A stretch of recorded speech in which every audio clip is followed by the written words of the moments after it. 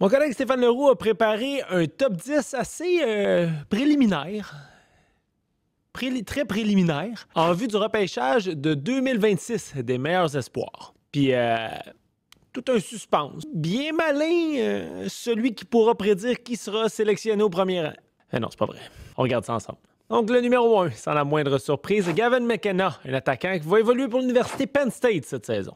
Une des raisons pour laquelle Gavin McKenna va disputer sa dernière saison avant vraisemblablement faire le saut dans la Ligue nationale dans la NCAA, c'est qu'il va avoir 18 ans au mois de décembre. Donc, s'il était né 3 mois plus tôt, Gavin McKenna aurait été éligible au repêchage de 2025, aurait pu faire le saut dans la LNH dès cette saison. Outre l'aspect financier indéniable de joindre dans la NCAA où les joueurs peuvent maintenant marchander leur talent, disons que Gavin McKenna avait pas mal tout prouvé ce qu'il avait à prouver dans la Ligue junior de l'Ouest. Production de 129 points en 56 matchs avec les Tigers de Medicine Hat.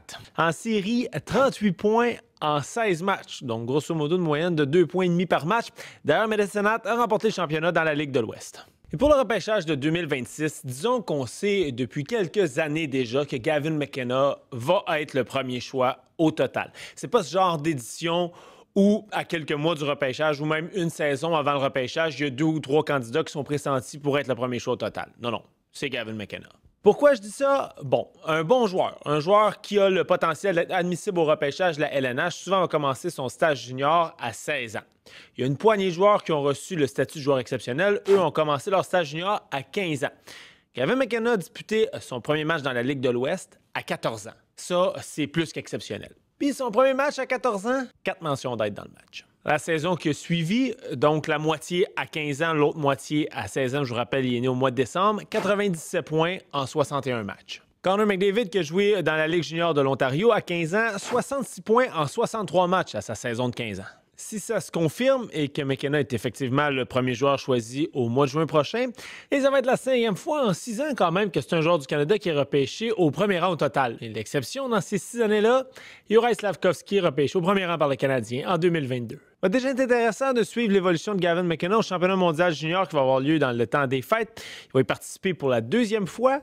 Et ça va être intéressant de dresser un certain comparatif avec Connor Bedard, qui a sans doute été le meilleur joueur à ne pas être encore repêché à participer au championnat mondial junior. Connor Bedard avait obtenu 23 points en 7 matchs. 23 points en 7 matchs avant de joindre les Blackhawks dans la Ligue nationale l'année suivante. Ça va être dur à battre, quand même. Et plusieurs ont été surpris de voir que Gavin McKenna, faisant le saut dans la NCAA, joignait les rangs de l'Université Penn State. Pourquoi? Parce que c'est loin d'être un des principaux marchés de hockey dans la NCAA aux États-Unis. En fait, seulement 3 joueurs issus de Penn State qui ont joué ensemble un total de 45 matchs dans la Ligue nationale. Donc, on est loin des gros programmes comme North Dakota, Michigan, évidemment Boston College ou Boston University, par exemple. On le sait, ça a été bien documenté. On permet pour la première fois cette saison à des joueurs qui ont joué au hockey junior canadien de joindre les rangs d'équipes de la NCAA. D'ailleurs, un choix de première ronde des Blue Jackets de Columbus, le défenseur Jackson Smith, s'en va lui aussi avec Gavin McKenna à Penn State. On le voit de plus en plus. Il y a des joueurs développés dans la NCAA qui ont le talent et les habiletés nécessaires pour faire le saut dans la Ligue nationale dès leur année de repêchage à 18 ans. Ça devrait être le cas, logiquement, de Gavin McKenna qui devrait jouer une seule saison à Penn State pour faire le saut dans la Ligue nationale l'année suivante. Ça va être intéressant de suivre son parcours et de le comparer avec certains joueurs qui, disons-le, ont brûlé le niveau collégial américain avant d'être repêché dans la LNH. Je pense notamment à Macklin Celebrini, 64 points en 38 matchs avant sa saison de repêchage, et Adam Fantilli, 65 points en 36 matchs avant d'être repêché au 3e rang par les Blue Jackets. Numéro 2, Keaton Veroff, un défenseur qui lui aussi fait le saut dans la NCAA à l'Université de North Dakota.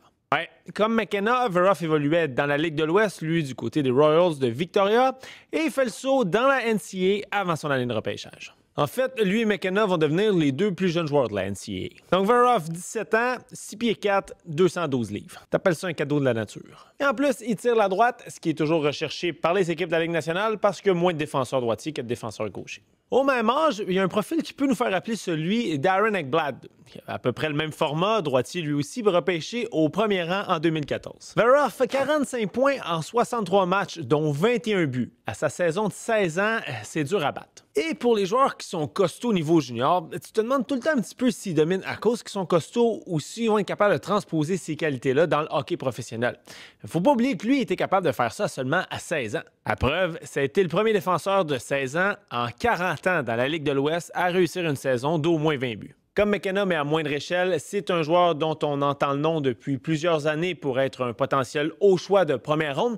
En fait, son habitude des compétitions internationales au niveau U16, U17, U18 et à la Coupe Linka Gretzky aussi. C'est la réglementation, comme on l'a dit, qui permet aux joueurs qui ont évolué dans des circuits juniors canadiens d'accéder à la NCAA. Cette réglementation-là, les Royals de Victoria ne doivent pas la trouver drôle. Parce qu'en plus des services de Keaton Veroff qui ont perdu, qui s'en va à North Dakota, ont aussi perdu les services de Cole Rechny, un choix de première ronde, qui s'en va lui aussi avec Veroff à North Dakota. Le troisième joueur de notre palmarès, Ivar Stenberg, un ailier suédois. Stenberg, lui, va poursuivre son développement dans la SHL, circuit numéro 1 en Suède, un des plus forts en Europe aussi, avec Frölunda. Donc, aussi bon soit-il, il ne faut pas s'attendre à des statistiques exceptionnelles d'un joueur de 17 ans qui évolue avec des joueurs professionnels. Surtout qu'on parle d'un petit attaquant, dans son cas, à 5 pieds 8 et 154 livres seulement. Quand il évolue avec des joueurs de son âge, Stenberg est dominant. Au dernier U18, 13 points, dont 8 buts en 7 matchs, troisième pointeur du tournoi.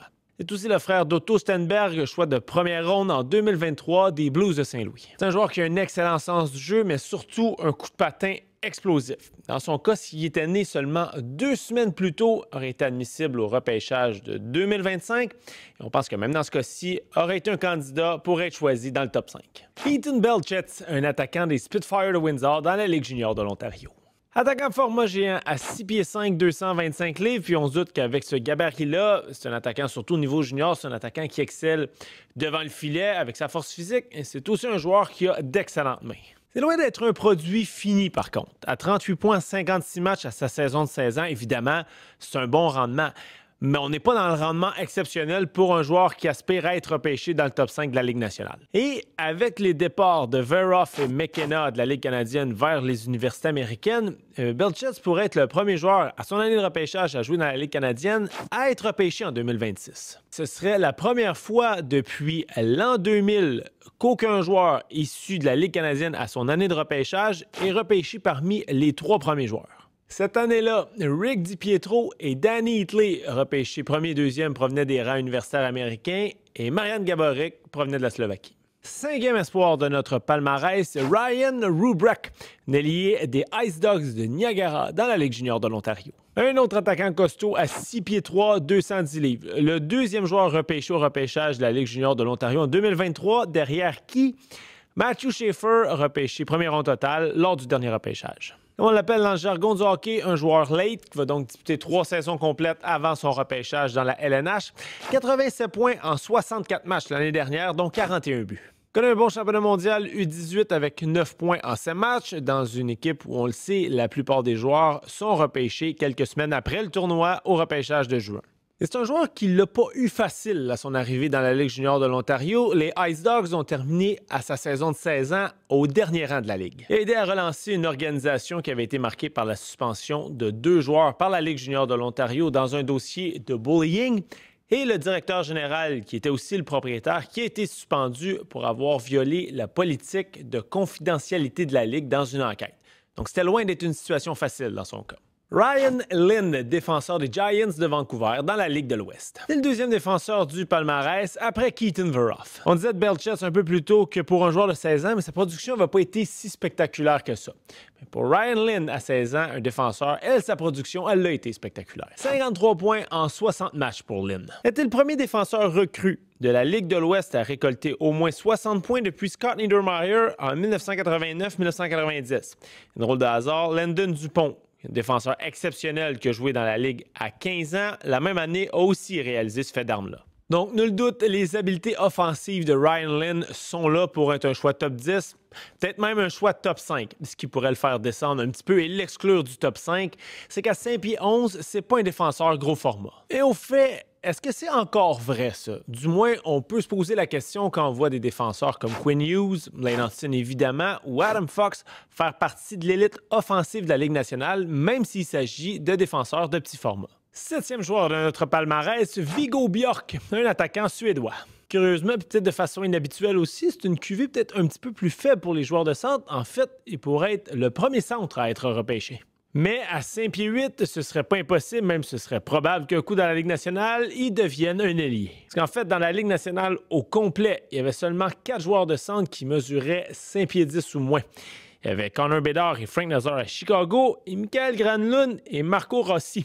Et lui, Viggo Bjork, mesure seulement 5 pieds 8 pouces. Outre son talent, évidemment, qui est indéniable, s'il est classé si haut en vue du prochain repêchage, c'est qu'il a vraiment eu une saison remarquable au niveau junior suédois avec 74 points en 42 matchs. Bon indice de la façon qu'il va être capable de s'adapter à la Ligue nationale, c'est la saison qu'il va avoir avant son repêchage au niveau professionnel, cette fois, dans la Ligue élite de Suède avec Joe Gardens. Un autre joueur de centre au 8e rang de notre palmarès, Mattis Preston des Chiefs de Spokane dans la Ligue junior de l'Ouest. En ce moment, il est listé à seulement 168 livres et selon notre collègue Stéphane Leroux, s'il connaît une bonne saison, qui se développe bien aussi physiquement, il pourrait chatouiller le top 5 et même peut-être le percer. C'est un joueur qui a un excellent tir, c'est un joueur qui a aussi, puis ça c'est un petit peu plus rare à cet âge-là, qui a déjà la maturité de jouer sur les deux côtés de la patinoire. Un des nombreux joueurs de notre top 10 qui participaient à la dernière coupe, Linka Gretzky, représentant le Canada bien entendu, terminait à égalité avec Ethan Belchetz au premier rang des pointeurs de l'équipe avec 7 points en 5 matchs. C'est Mathieu Turcotte qui dirigeait la formation canadienne, l'ancien entraîneur-chef de l'Armada de Blainville-Boisbriand, et n'a pas hésité à utiliser Mattis Preston au sein de l'avantage numérique lors de ce tournoi-là. Position numéro 9, Tynan Lawrence, un attaquant avec Muskegon dans la USHL.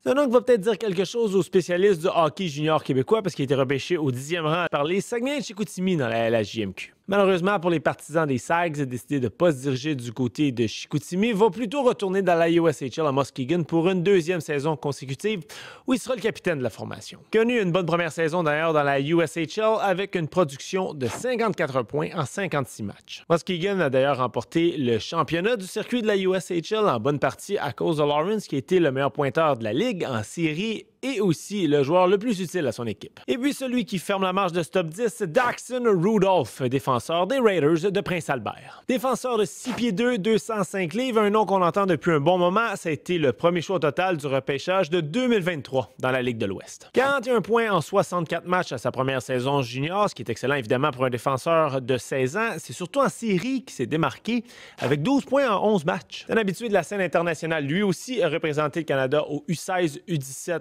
U18 et à la Coupe Linka Gretzky. Dans son cas, reste à voir s'il va être en mesure de conserver dans la Ligue nationale cette identité-là de défenseur offensif ou s'il va devoir peaufiner son jeu défensif.